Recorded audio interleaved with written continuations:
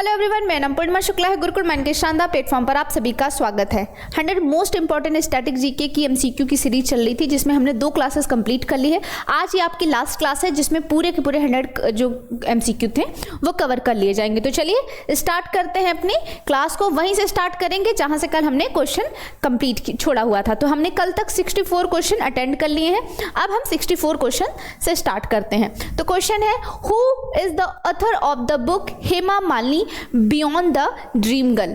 मतलब कि हेमा मालिनी जो है वो कहीं ज़्यादा है ड्रीम गर्ल से। ये जो है रचना किसने की है या बुक जो है किसने लिखी है? आपके ऑप्शंस हैं गुलजार, यश चोपड़ा, रामकमल मुखर्जी और जावेद अख्तर। बेटा इसको पहले तो टिक कर लीजिए मोस्ट इंपॉर्टेंट में, है ना। इसको कैसे टिक कर लेंगे? मोस्ट इंपॉर्टेंट में।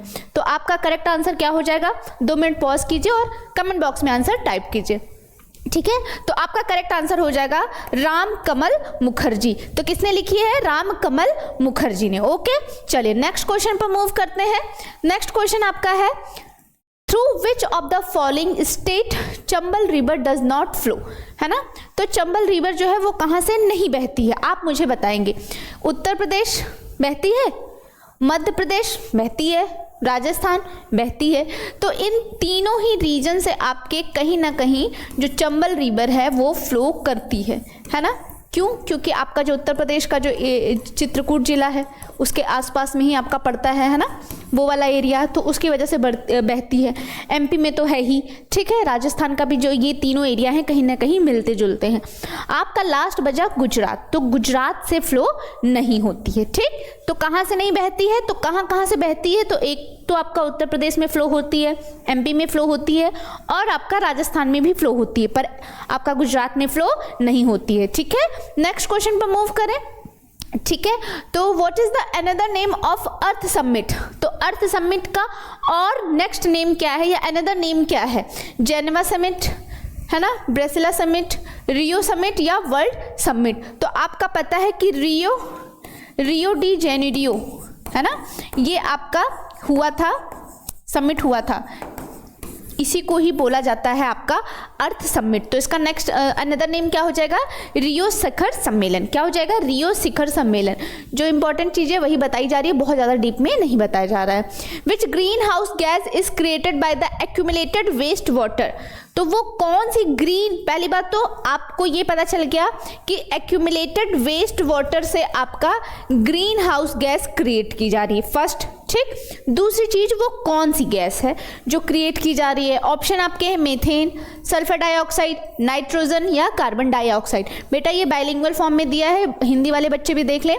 कौन सी ग्रीन हाउस गैस संचित अपशिष्ट जल से बनती है, ठीक। तो आपका करेक्ट आंसर क्या हो जाएगा? आपका हो जाएगा मीथेन। मीथेन और कहाँ से मिलती है? तो आपका मीथेन जो जानवर होते हैं, तो जानवर जो जुआरी करते हैं ना, जैसे आप भैंस को देखते होंगे, वो अपना मुंह चलाती है, उसके मुंह पे सफ़ेद सफ़ेद जो लगा रहता है, तो उनके मुख से भी निकलती है, ठीक है। तो कहाँ से निकलती है? वहाँ से भी निकलती है। इसके अलावा धान के जो आपका धान का खेत होता है उसमें भी आपका मीथेन गैस पाई जाती है। ओके, चलिए नेक्स्ट बताते हैं कि in which direction does energy flow in energy pyramid? Energy pyramid जो है वो किस डायरेक्शन में फ्लो करती है, ठीक। तो क्या पूछ रहा है कि ऊर्जा किस दिशा में प्रवाहित होती है? तो नीचे से ऊपर, है ना, जैसे कि नीचे से ऊपर जा रही है या ऊपर से नीचे जा रही है या दोनों ही तरह से आ जा रही है या सर्पिल रूप में जा रही है। तो करेक्ट आंसर आपका क्या हो जाएगा? नीचे से ऊपर, यानी कि बॉटम टू टॉप ये जाती है। ओके, ये क्वेश्चन बहुत इंपॉर्टेंट है क्योंकि कई बार पूछा है। और एक तो और ये पूछता है कि एक स्टेज से दूसरे स्टेज में एनर्जी कितनी जाती है? तो 10%, ठीक। कितनी? 10%। ओके, नेक्स्ट क्वेश्चन मूव करते हैं कि माई एक्सपेरिमेंट विथ ट्रुथ पुस्तक के लेखक कौन है? मतलब एक बुक है माई एक्सपेरिमेंट विथ ट्रुथ, सत्य के साथ मेरा जो रहा है वो प्रयोग, वो किसने, ये पुस्तक किसने लिखा है? पंडित नेहरू ने लिखा है, बी आर अम्बेडकर जी ने लिखा है, सुभाष चंद्र बोस ने लिखा है, या आपका महात्मा गांधी ने लिखा है? तो इसका करेक्ट आंसर क्या हो जाएगा? आपका महात्मा गांधी हो जाएगा। महात्मा गांधी की बहुत इंपॉर्टेंट बुक्स है, जैसे कि आपकी यंग इंडिया है ना, यंग इंडिया। तो ये सारी जो है बुक्स हैं वो बहुत इंपॉर्टेंट हो जाता है, तो इसको आप जरूर ध्यान रखेंगे। नेक्स्ट क्वेश्चन है, नूह सिपिर पुस्तक के लेखक कौन है? यानी कि ऑथर ऑफ द बुक नूह सिपिर कौन है? आपके ऑप्शन है मिर्जा गालिब, अमीर खुसरो, फैज अहमद फैज या अल बरनी। ठीक है, तो नूह सुपुर का मतलब होता है 9 आसमान। क्या होता है? 9 आसमान। ठीक, पहली बात तो अर्थ ये है। दूसरी अगर हम बात करें कि लेखक के जो राइटर हैं वो कौन है, तो वो आपके अमीर खुसरो हैं। कौन है? अमीर खुसरो हैं। ओके, नेक्स्ट क्वेश्चन है, who is the author of the book Ambedkar a life? तो अम्बेडकर अ लाइफ बुक है वो किसने लिखी है? ऑप्शन आपके रामचंद्र गुहा, अरुंधति राय, शशि थरूर या इरफान हबीब। रामचंद्र गुहा की है इंडिया आफ्टर गांधी, है ना, इंडिया आफ्टर गांधी। तो ये इनकी बुक है, बहुत ही अच्छी बुक है, आपको पढ़नी भी चाहिए। और अरुंधति राय इनकी है sand of tomb of sand, sorry, tomb of sand. ठीक है, और शशि थरूर, तो इसके जो राइटर है अम्बेडकर अ लाइफ, ये शशि थरूर की बुक है। किसने लिखी है? शशि थरूर की। तो करेक्ट आंसर क्या हो जाएगा? Shashi Tharoor. Which is the longest river of peninsular India? तो पेनिनसुलर इंडिया की बात करें, अगर नॉर्मल इंडिया की बात करें कि इंडिया की लार्जेस्ट रिवर, लॉन्गेस्ट रिवर कौन सी है, तो आपकी गंगा है। बट अगर पेनिनसुलर इंडिया की बात करें तो कौन हो जाएगा? कृष्णा, कावेरी, गोदावरी, तापी। तो करेक्ट आंसर आपका क्या हो जाएगा? गोदावरी। ये क्या है? पेनिनसुलर इंडिया की लॉन्गेस्ट रिवर है। ओके, चलिए नेक्स्ट मूव करें। On which date is world water day celebrated? तो वर्ल्ड वाटर डे, तो इंपॉर्टेंट डेट्स बहुत इंपॉर्टेंट है। मैं आपके लिए एक वीडियो लेकर आऊंगी जिसमें सारे के सारे इंपॉर्टेंट डेज आपके कवर कराए जाएंगे। इवन मैंने एक वीडियो जो है स्टैटिक जीके वाला जो वीडियो है, आप जाकर उसे देखेंगे तो उसमें मोस्ट इंपॉर्टेंट जो डेज हैं वो कराया भी है। बट अगर आपको और चाहिए होगा तो आप हमें कमेंट बॉक्स में बता दीजिएगा, हम एक और वीडियो लेकर आएंगे। तो ऑप्शन आपके 21 मार्च, 22 मार्च, 23 मार्च, 24 मार्च। तो करेक्ट आंसर आपका हो जाएगा 22 मार्च। ठीक है, तो विश्व जल दिवस कब मनाया जाता है? आपका 22 मार्च को। फिर है Thomas Cup is related to which sport, है ना? तो थॉमस कप है, हर गेम का एक कप दिया जाता है। ठीक, तो वो कप जो है, वो जो थॉमस कप है, ये किस गेम से रिलेटेड है? टेनिस, बैडमिंटन, हॉकी या टेबल टेनिस? तो बेटा ये जो थॉमस कप है 1905 में जो आपके थॉमस थे उनके नाम पे उन्होंने जब बैडमिंटन जीता था तो उन्हीं के नाम से ये चलाया जाता है। तो किसके लिए मिलता है? ये बैडमिंटन के लिए मिलता है। ठीक है, तो किससे रिलेटेड है थॉमस कप? बैडमिंटन के लिए। To whom was the nick name Priyadarshi given? तो प्रियदर्शी मुझे लगता है सभी को पता होगा। तो प्रियदर्शी किसका टाइटल था? मौर्य सम्राट अशोक का, विक्रमादित्य, चंद्रगुप्त या समुद्रगुप्त? तो किसका है? आपका सम्राट अशोक को ही प्रियदर्शी बोला गया है। तो ये टाइटल किसका है? प्रियदर्शी, ये आपके सम्राट अशोक का है। ओके, चलिए। सिल्वर टंका एंड कॉपर जीतल कॉइन्स वर इंट्रोड्यूस्ड बाय? तो सिल्वर का टंका अभी तक, चांदी का टंका और जीतल, तांबे का जीतल सबसे पहले किसने चलाया था? तो वो आपके कौन थे? इल्तुतमिश, अबू बकर शाह, फिरोज शाह तुगलक या सिकंदर लोदी? तो मुझे लगता है ये सबको पता होगा जिसने भी हिस्ट्री पढ़ी होगी थोड़ी सी भी। तो क्योंकि हमने सोना बहुत पढ़ते हैं कि सोना सबसे ज़्यादा किसके टाइम पर चला, सबसे ज़्यादा क्वालिटी सोने की किसके टाइम पर थी, चांदी के सिक्के किसने चलाए, है ना, और सिक्कों पर सबसे पहले डिवोशनल पिक्चर किसने लगाई, ये सब चीज़ें हमको पता रहती है। पर जनरली ये जो है ये पहली बार किसी रूलर ने किया था। वो कौन था आपका? इल्तुतमिश। किसने किया था? इल्तुतमिश ने। Okay, next question. Gold coins और दिनार्स, दिनार कहाँ की कॉइन है? कमेंट बॉक्स में बताइए दिनार कहाँ की कॉइन है। Become popular during the reign of which sultan of Delhi Sultanate? तो दिल्ली सल्तनत का वो कौन सा रूलर था जिसके टाइम पर आपका सोने के सिक्के या दिनार बहुत ज़्यादा प्रचलित हुई थी? ऑप्शंस है आपके जलालुद्दीन, अलाउद्दीन, औरंगजेब या फिरोज शाह तुगलक। तो ये वही थे, ठीक है, जलालुद्दीन खिलजी, पद्मावती ने जिनकी वजह से क्या किया था, जौहर कर लिया था। ठीक है, चलिए आगे मूव ऑन करें। Which organization recently released the State of World Forest 2024 report? अब ये क्वेश्चन बहुत ही ज़्यादा इंपॉर्टेंट हो जाता है। क्यों? क्योंकि ये कह रहा है कि वो कौन सा संगठन है जो विश्व के वनों की स्थिति 2024 की रिपोर्ट जारी किया है। कौन करता है वो अलग बात है, किया किसने है। ठीक है, तो करता आपका कौन है, सर्वे, फॉरेस्ट सर्वे डिपार्टमेंट करता है। ठीक है, मतलब ISR करता है। पर अभी किया किसने है और क्यों किया है? तो एक्चुअली इनका जो था ना, एक तो प्रोडक्शन कम हो रहा था, है ना, बहुत कम प्रोड्यूस कर रहे थे, तो इन्होंने अपना रीज़न दिया कि एक तरीके से जो आपका इंडस्ट्रियल एक्टिविटी हो रही है, डिफॉरेस्टेशन हो रहा है, तो उसकी वजह से कहीं ना कहीं प्रोडक्शन में एक इम्पैक्ट पड़ रहा है, क्लाइमेट चेंज हो रहा है, सॉइल पे इम्पैक्ट पड़ रहा है, तो जिसकी वजह से कहीं ना कहीं हमारा प्रोडक्शन कम हो रहा है। इस वजह से इन्होंने अपनी रिपोर्ट की है पेश, करते नहीं है, कर दी है। ठीक है, तो वो कौन है? सेबी नहीं, नाबार्ड नहीं, खाद्य एवं कृषि संगठन या कृषि मंत्रालय। तो करेक्ट आंसर आपका हो जाएगा फूड एंड एग्रीकल्चर ऑर्गेनाइजेशन। ठीक है, तो किसने किया है? फूड एंड एग्रीकल्चर ऑर्गेनाइजेशन ने किया है। ओके, विश्व के वनों की स्थिति 2024 की रिपोर्ट। ठीक है, क्लियर? ओके, नेक्स्ट मूव करते हैं। Global terrorism index GTI 2025 report is published by which institution. ठीक है, तो आपका जो ग्लोबल टेररिज्म इंडेक्स है वो कौन करता है? तो 2025 की आ भी गई है, मैंने आपको बताया था, मैंने इसका वीडियो भी बनाया था कि फर्स्ट आपका कौन है? बुर्किना फासो है ना। फर्स्ट कौन है टेररिज्म में? बुर्किना फासो है, जबकि सेकेंड पर आपका पड़ोसी देश है आपका पाकिस्तान, है ना। और हम देख भी रहे हैं पहलगाम वाले में कि किस तरह से इनका आतंक जो है वो फैला हुआ है। ठीक है, तो कौन करता है? आपका वर्ल्ड इकोनॉमिक फोरम, ठीक, या आपका इंस्टीट्यूट ऑफ इकोनॉमिक्स पीस, या आपका है United nation office on drugs and crime, या आपका करता है इंटरनेशनल मॉनेटरी फंड। कौन करता है? तो आपका करता है बेटा institute for economics and peace. देखो आप कोरिलेट कैसे करोगे? पीस से, है ना, कि भैया यही बता रहा ना कि शांति नहीं है, शांति नहीं है ना, टेररिज्म फैला हुआ है, तो यही करता है, IEP करता है। ये भी मैंने बता दिया 2025 की आ भी गई है, तो उसमें फर्स्ट आपका जो है बुर्किना फासो है और सेकेंड आपका पाकिस्तान है।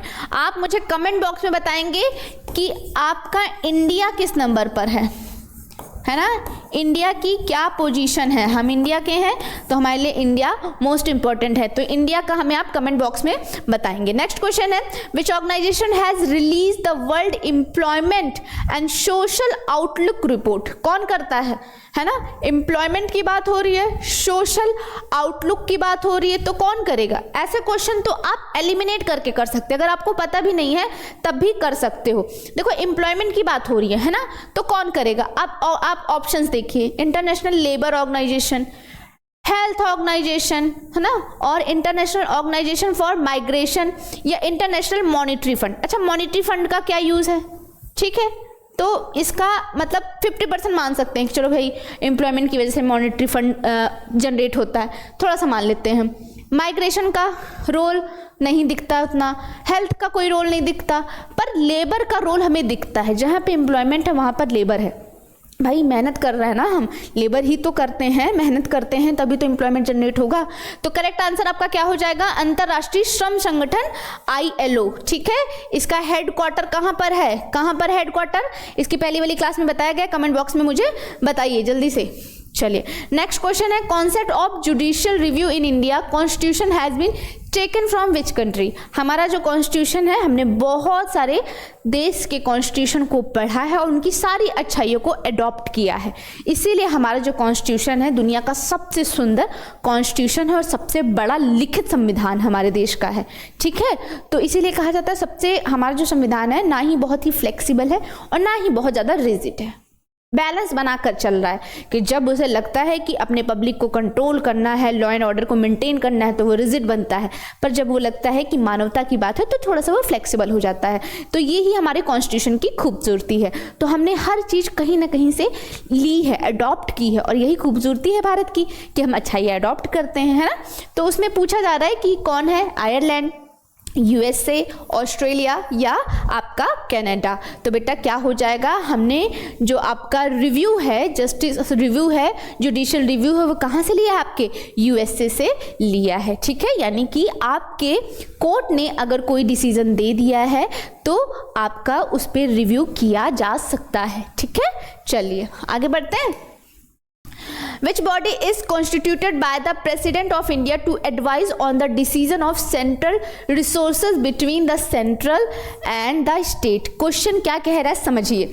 यानी कि जो आपका सेंट्रल है और स्टेट के बीच में जो केंद्रीय संसाधन यानी कि जो भी सेंट्रल रिसोर्सेज की बात हो रही है कि निर्णय पर सलाह देने के लिए भारत के राष्ट्रपति द्वारा किस निकाय का गठन किया जाता है। मान लीजिए कि आपका स्टेट है और सेंट्रल है, उसको कुछ कुछ रिसोर्सेज की ज़रूरत होगी, है ना। जैसे स्टेट अपने काम करेगा, स्कूल, हॉस्पिटल्स, रोड्स उसकी तैयारी करेगा, आपका जो सेंट्रल है वो डिफेंस की तैयारी करेगा, बॉर्डर्स में क्या क्या होनी चाहिए, तो उनको रिसोर्सेज चाहिए ना। तो उसके लिए रिसोर्सेज के लिए भाई आपको वो भी चाहिए, फाइनेंशियल एक्टिविटी भी होगी, है ना, फाइनेंस भी चाहिए। तो उसके लिए वो एक डिपार्टमेंट जो होता है उसका चयन किया जाता है, वो कौन सा है, राष्ट्रपति द्वारा किया जाता है, वो कौन सा ये बताना है। तो टैरिफ, वित्त योजना या कराधान जांच आयोग, तो आपका क्या हो जाएगा, फाइनेंस कमीशन। कौन है, फाइनेंस कमीशन, जो बताता है क्या कि केंद्रीय संसाधनों के निर्णय पर सलाह देने के लिए बनाया जाता है, किसके द्वारा, राष्ट्रपति के द्वारा। अब यहाँ पर आपका दो चीज क्लियर हो गया कि वित्त आयोग का गठन कौन करता है, आपका राष्ट्रपति करता है। कब करता है, केंद्र और राज्य के बीच जब केंद्रीय संसाधनों के निर्णय पर सलाह देने के लिए, ठीक है। तो देखिए आप क्वेश्चन से ही 3 क्वेश्चन का हल निकल गया। नेक्स्ट क्वेश्चन है, who among the following Sikh guru was executed by the Mughal emperor Jahangir. तो जहांगीर के द्वारा किस सिख गुरु को फांसी दी गई थी। तो गुरु हरकिशन, गुरु हर राय, गुरु तेग बहादुर या गुरु अर्जुन देव। तो कौन था, गुरु अर्जुन देव। और गुरु तेग बहादुर को किसके टाइम पर दिया गया था, हाँ, औरंगजेब, औरंगजेब, ठीक है। और गुरु अर्जुन देव को जहांगीर के टाइम पर, ओके। नेक्स्ट क्वेश्चन है, which Mughal emperor abolish the randhari tax and chungi tax. यानी कि राहदारी टैक्स और चुंगी टैक्स जो है किसने समाप्त कर दिया था। एक्चुअली क्या था कि जितनी राह थी, जितनी रोडें थी, जितनी सीमाएं थी, वहां पर हर बार टैक्स देना पड़ता था, हर बार चुंगी कर देना पड़ता था। तो जिसकी वजह से पब्लिक परेशान थी, तो इन्होंने हटा दिया था, पर पब्लिक के वेलफेयर के लिए नहीं हटाया था। ये हटाया था कि एक सेंट्रलाइज टैक्स होना चाहिए जो डायरेक्ट हमें मिले, हर जगह एक एक जो इकट्ठा थोड़ा थोड़ा पॉइंट पर मिलता है वो हटा दिया गया था। तो वो किसने किया था, शाहजहां, औरंगजेब, अकबर या जहांगीर, ठीक है। तो आप तो नाम ही नहीं सोच रहे होंगे औरंगजेब कितना अच्छा काम कैसे कर सकता है, पर औरंगजेब ने हटाया था, इसलिए नहीं हटाया था कि लोगों को परेशानी हो रही है। उन्होंने कहा कि हर जगह ले रहे हैं तो कहीं ना कहीं उसका जो हिस्सा है, मतलब उनके पास जो एक्चुअल अमाउंट शायद ना आ पा रहा हो, इसीलिए उन्होंने सेंट्रलाइज टैक्स कर दिया था, ओके। चलिए नेक्स्ट क्वेश्चन आपका है, Multan was known by the Arab as. Multan जो है वो कैसा जाना जाता है, यानी मुल्तान को अरबों द्वारा कैसा डिनोट किया गया, वो किस तरह से जानते थे। तो पिंक सिटी जानते थे, या गोल्ड सिटी जानते थे, या सिटी ऑफ वेल्थ जानते थे, या सिटी ऑफ ब्यूटी जानते थे। तो भाई जो अरब थे वो मुल्तान को सिटी ऑफ गोल्ड कहते थे। क्या जानते थे कि सिटी ऑफ गोल्ड है ना। तो सिटी ऑफ गोल्ड किसके द्वारा माना जाता था, अरब के द्वारा। Kaziranga national park is located in which state. तो असम, मणिपुर, त्रिपुरा या नागालैंड। तो काजीरंगा जो आपका राष्ट्रीय उद्यान है वो कहाँ पर है, किस उसमें है, स्टेट में है, आपका असम में है। कहाँ पर है, असम में है, ठीक है। एक सिंग का गैंडा, कहाँ, यहाँ पे क्या पाया जाता है, एक सिंग वाला गैंडा पाया जाता है यहाँ पर। तो एक सिंग वाला गैंडा कहाँ पाया जाता है, आपका असम में, ओके। चलिए नेक्स्ट क्वेश्चन है, by which act was the provision of public service commission made for the first time in India. पहली बार लोक सेवा आयोग की व्यवस्था किस अधिनियम द्वारा की गई थी। व्यवस्था की बात हो रही है, किसके द्वारा की गई व्यवस्था की। तो 1858 Indian act, 1909 act, 1990 Indian act या 1935 इंडियन एक्ट? तो कौन हो जाएगा आपका? तो करेक्ट आंसर आपका है 1919, है ना, 1919 का भारत अधिनियम। ठीक है, तो भारत सरकार अधिनियम 1919 के द्वारा पहली बार लोक सेवा आयोग की व्यवस्था की गई थी। ओके, चलिए, पहली बार किसने पास किया था? Which was the first Indian state to implement the subsidiary alliances system? तो पहली बार वो कौन सा स्टेट था जिसने अपने यहाँ सब्सिडरी अलायंसेस को मान लिया था या स्वीकार कर लिया था?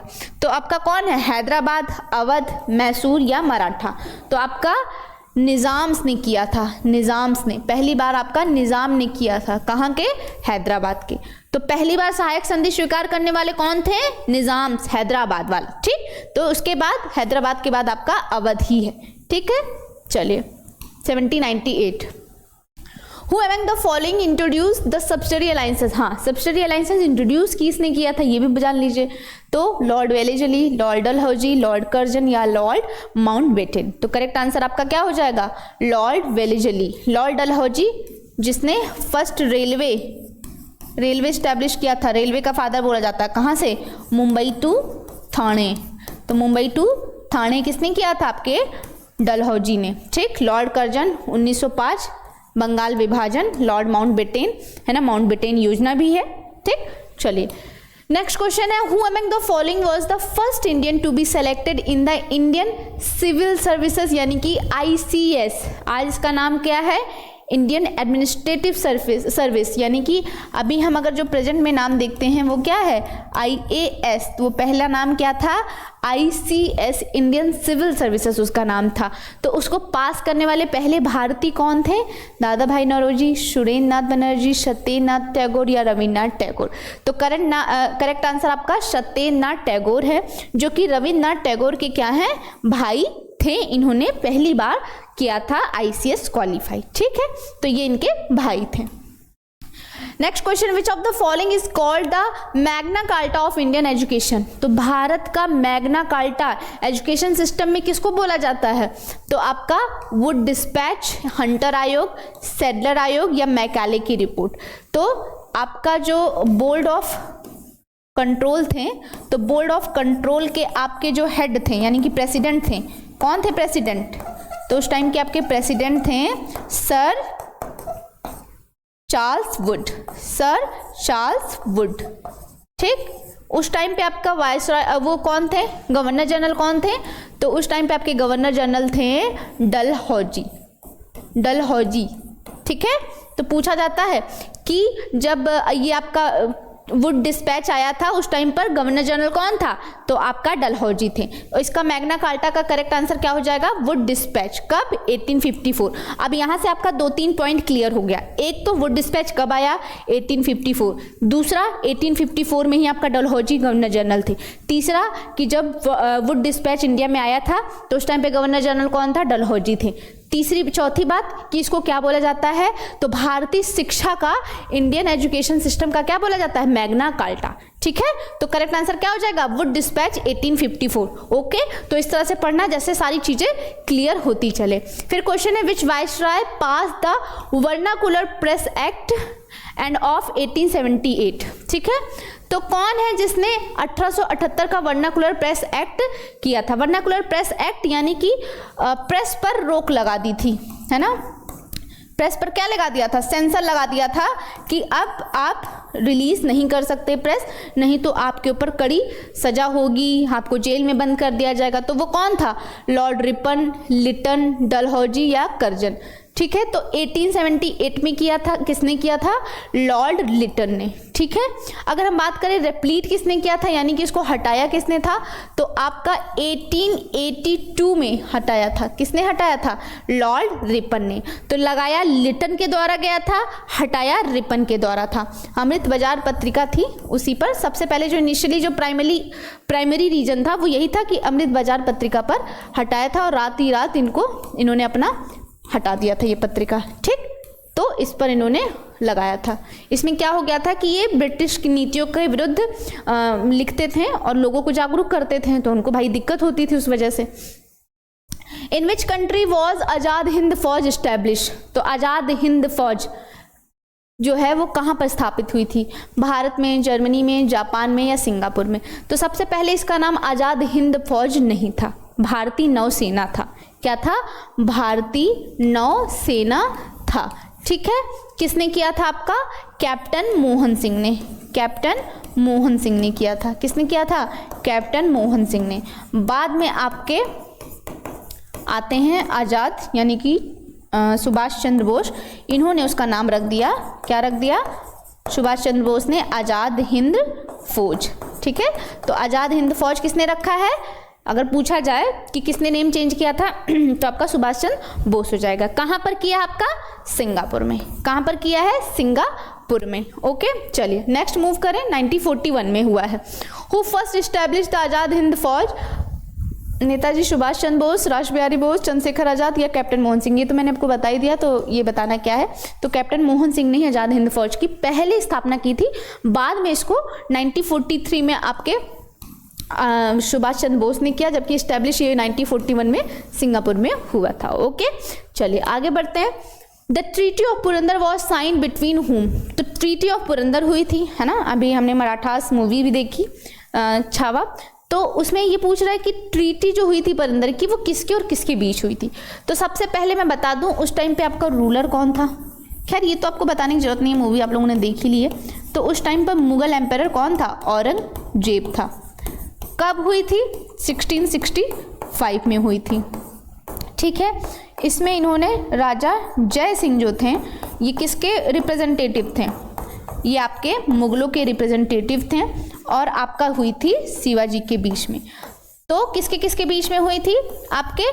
तो राजा जय सिंह और शिवाजी के बीच में हुई थी, जिसमें इन्होंने 23 किले जीते थे। ठीक, तो किसके बीच में हुई? शिवाजी औरंगजेब, शिवाजी और राजा जय सिंह, शाइस्ता खान या अफजल खान? तो करेक्ट आंसर हो जाएगा शिवाजी और राजा जय Singh. Okay, question next move करते हैं।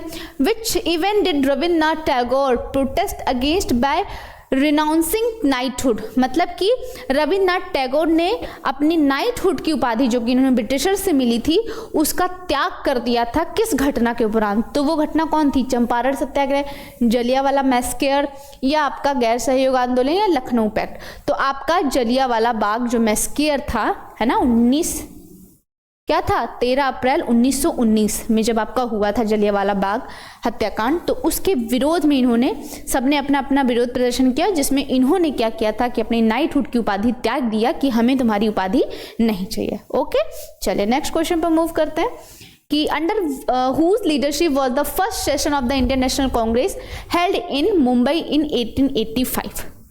तो पहली बात तो 1885 में आपका कांग्रेस बनी थी, है ना, कांग्रेस इस्टेब्लिश हुई थी। किसने बनाई थी? A.O.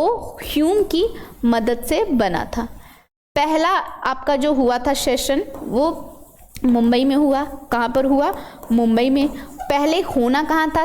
तो होना पुणे में था, पर वहाँ पर प्लेग फैला हुआ था इसलिए वहाँ पर नहीं हुआ। ठीक है, पूछ रहा है कि उस टाइम पर कौन प्रेसिडेंट था? तो गंगाधर तिलक, दीन बंधु, A.O. ह्यूम या W.C. बनर्जी? तो करेक्ट आंसर आपका क्या हो जाएगा? W.C. बनर्जी यानी कि व्योमेश चंद्र बनर्जी। तो पहली किसने अटेंड की है? व्योमेश चंद्र बनर्जी ने। किसने की है?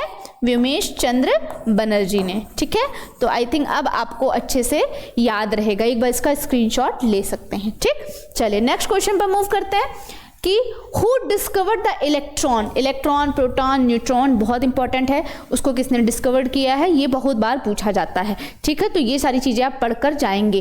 तो पूछ रहा है किसने किया है? Max Planck, Albert Einstein, Johannes Kepler या जे थॉमसन? तो करेक्ट आंसर जे थॉमसन है। तो इलेक्ट्रॉन की खोज किसने की? आपके जे थॉमसन ने। किसने की है? जे थॉमसन ने। ओके, चलिए एक्सरे की खोज किसने की है ना? Who discovered the X-ray? Albert Einstein, William Conrad Roentgen, Marie Curie या हेनरी केवेंडिश, किसने किया है? तो इसका करेक्ट आंसर हो जाएगा विलियम कॉनरेड रॉन्टजन ने किया है आपके एक्सरे की खोज। किसने की है? रॉन्टजन ने। ठीक है, तो रॉन्टजन ने आपके एक्सरे की खोज की है। Next question, last question, 100 MCQ का आपका टारगेट पूरा। ये बहुत इंपॉर्टेंट क्वेश्चन है, सारे के सारे लोग आप अगर इसको बैठेंगे ना तो 1 घंटे में पूरी की पूरी तीनों क्लासेस आपकी कंप्लीट हो जाएगी। इसको पूरा देख कर जाइएगा। ठीक है, What is INS Vikrant recently seen in news? तो पूछ रहा है INS विक्रांत, अभी हमने न्यूज में देखा हाल ही में, तो वो है क्या? क्या है बताइए? पनडुब्बी है, विमान वाहक पोत है, टैंकर है या फ्रिगेट है? तो वो क्या है बेटा? ये आपका है एयरक्राफ्ट कैरियर। ठीक है, अब इसकी खासियत मैं बता दूं आपकी जो INS विक्रांत की, तो ये क्या है? इंडिजीनियस है।